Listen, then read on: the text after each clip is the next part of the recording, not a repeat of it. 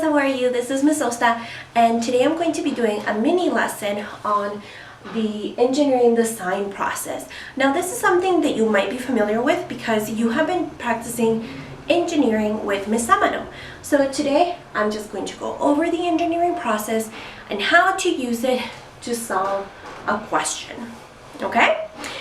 So my question is, we have been learning about all these different types of farm animals, and some of these farm animals are kind of small. Like for example, we might have a duck, or we might have a rooster, and then to live with a rooster you might have a hen. And these are small, right? These three animals are kind of small, so it's easy for us to find a place for them to live. But what about our big animals like horses and donkeys and cows, right? Those are really big animals.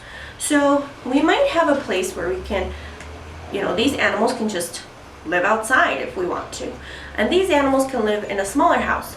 But what if we wanted to make a place where we could keep all of these animals together, including some of our medium-sized animals like our pigs, our goats, and our sheep? So if we wanted to create a place for all of them, how would we be able to do that? What kind of place would that be? What would it look like? So that's going to be my question. Sorry, they're picking up the trash today. So the first step number one, is to define the problem.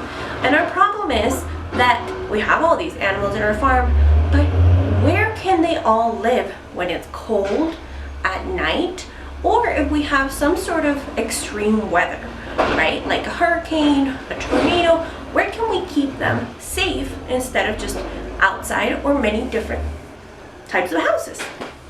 So that's going to be our number one, step number one. I asked the question to define a problem. The next part is going to be to imagine, and imagine means to think in your head a way to solve the problem. So how can I solve the problem of where our animals are going to live? Well, you have to think about where things live. Do they live in a box? Do they live outside? Do they live inside a building? So knowing all that, so coming up with a strategy, now we're going to create a plan. Now this is my engineering design process. This is how I'm going to solve the problem. You might do it differently because you might have different things around you. So I'm going to start with plan number 3. I know that some of these animals live in a farm, right? This is a barn, and then you have all these silos and stuff like that. But I want to create kind of a place where all these animals can live. So let me come up with a plan. So let's go through step number 3. Let me think. Maybe I can make a building that's really big with big doors, so I can have all of my animals come in. And maybe inside I can have like a place where my chickens can live and all that. And let me do it like that. So it's a 3D picture, right? So maybe it's gonna have that shelf right there, right? And maybe down here, I might wanna do like a place for the cows to live inside. And maybe I wanna do something outside. So why don't I do kind of like a pen, not a pen to write in, but a pen to store animals inside, but I'm gonna give it a roof. Maybe that's gonna help. And maybe I'll do a window so you can see them from outside. And maybe I'll connect these two. They'll be connected like this, like that. So these two buildings are connected, and I don't know, I might do like somewhere where the chickens can come in here, like a little tunnel. Chickens are good at going through tunnels and stuff, I think. So I'm just gonna do that. So I think this is gonna be my sketch. Now I also need to label it, okay? So this is my design. I labeled it with the different parts, right? Now I need to do the next part, which is the creating part. Now for this part, you can create your design in any size. So I went around my house and I found a bunch of empty boxes that I had. It doesn't need to be a big box. It can be a tiny box. I just collected a bunch of them. They're empty. Make sure that if you're going to do this, you ask your parents for some empty boxes. Don't just go emptying all the boxes in your house. I'm going to go ahead, move to my desk area, and show you how I'm going to use all these things to create my design. Now again, you can use something really small, like a soap box. It does not need to be a big box. I only found big boxes, so that's what I'm going to use. We'll see how it goes. I might change my mind to a small box. Don't know. Alright, I'll see you soon in my desk. Okay, so again, you might need some boxes, whatever boxes you have. Ask your parents once again. Use what you have around your house. I might also be using some tape, glue. If you have double-sided tape, that might be something you want to use. It's up to you. You can also use a stapler. There's infinite possibilities of things you can use. Now, in order to add the more decorative part to this, you might need some sort of art supply. So on here, in here, I have my watercolor paints. I also have markers, crayons, oil pastels, my chalks, my watercolor pencils.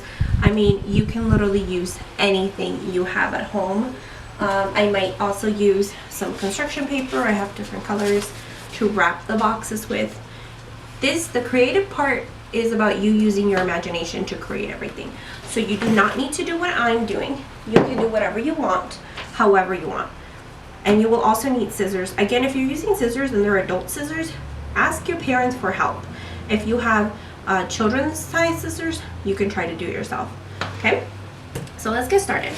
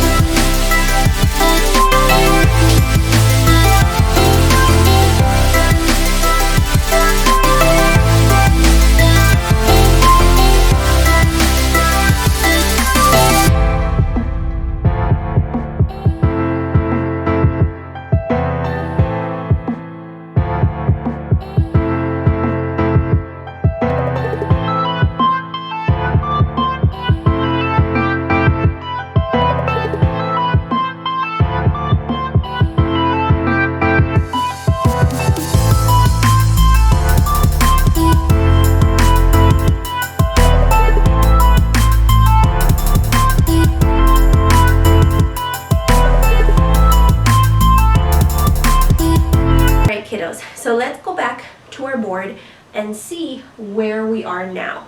So we already defined the problem, which was what kind of building can we create where we can store all farm animals. So that was our problem.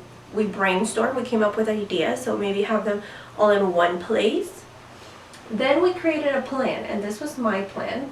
I designed it, I labeled it, I kind of explained to you what each of the parts were going to be, and then I went ahead to on my desk and I created it, right? So here's my creation. Kids, it does not need to look perfect. Look at mine. It's not perfect. There's things sticking out. You can see the tape.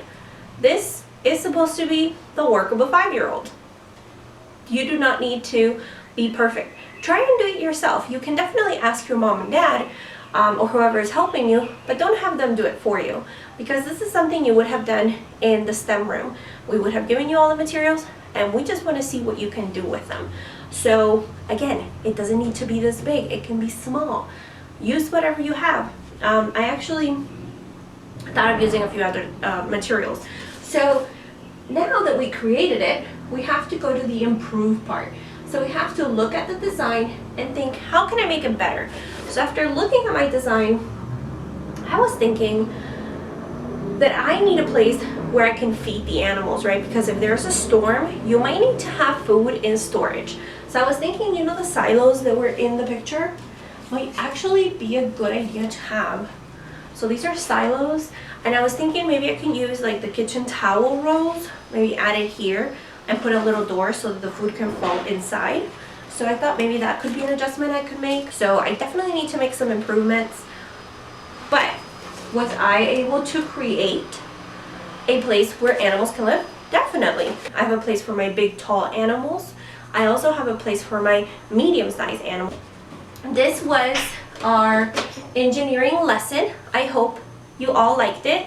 And just try and be more creative at home. Can you solve some problems at home instead of asking for help? Can you think of a way to solve your problems? Maybe if you're missing something, can you think of a way to maybe store your things better in your room so that next time you will have an easier time finding them? Can you create a plan to do that? And can you use what you have at home to solve your problems?